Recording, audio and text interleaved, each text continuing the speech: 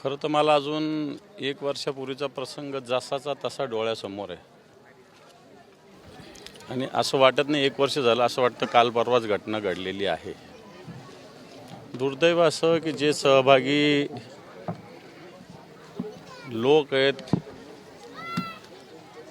ज्यांनी खऱ्या अर्थानं निर्घृण खून झालेला आहे, हा अजूनही आरोपपत्र दाखल झालं नाही. आता 12 डिसेंबरला होणार असं म्हणतात.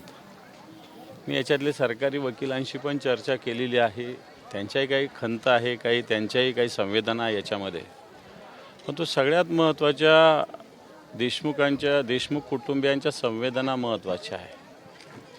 आज हे मुलं, त्यांचे भाऊ, पत्नी, आई, वडील, ही सगळ्या मंडळींचं जे दुःख आहे, मला वाटतं ते अजूनही कोणाला समजत नाही आहे. अजून याच्यातला एक आरोपी सापडलेला नाही आहे. सरकार त्यासाठी प्रयत्न करतं नाही करतं मला काही माहिती नाही आहे. परंतु ज्यांनी या घटनेत सहभाग घेतलेला आहे ते लोक अजूनही निर्ढावलेले आहेत. यांना आपल्या हातून असं कृत्य झालं याचं थोडंसंही खंत नाही. इथले राजकीय नेत्यांना तर जे जेलमध्ये त्यांच्या आठवणी येऊ लागलेल्या अजून. आणि मला असं वाटतं हेच सगळ्यात मोठं आपल्या समाजाचं दुर्दैव आहे.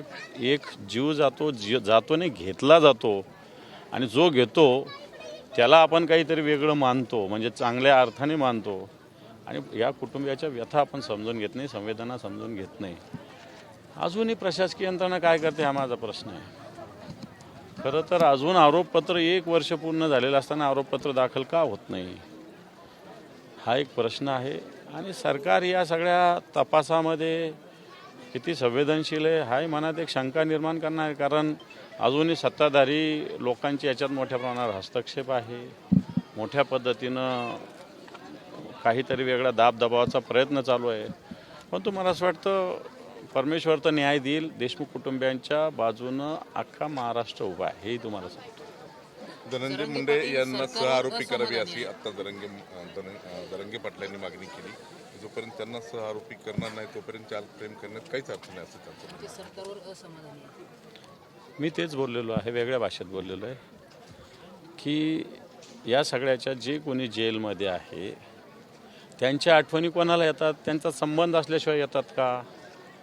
आणि म्हणून त्यांचा संबंध आहे असं वारंवार म्हटलं जातं. आणि मग ज्याचा संबंध आहे त्याच्यावरही कायदेशीर कारवाई व्हावी, ही मागणी काही मनोजदादांनी केली काही चुकीची मागणी नाही. आम्ही वारंवार वर्षभरापासून हीच मागणी करतोय.